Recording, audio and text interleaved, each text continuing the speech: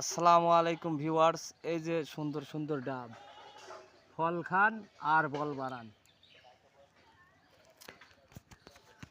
আমি এখন গাছ থেকে কাটবো। এই যে দেখুন, আপনাদের নষ্ট হয়ে গিয়েছে, গাছে এইভাবে শুকিয়ে যাচ্ছে।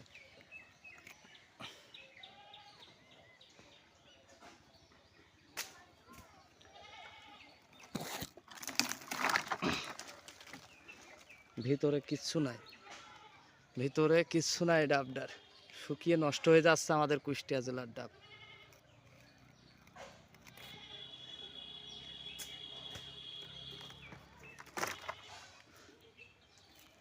পরি থেকে নষ্ট হয়ে যাচ্ছে।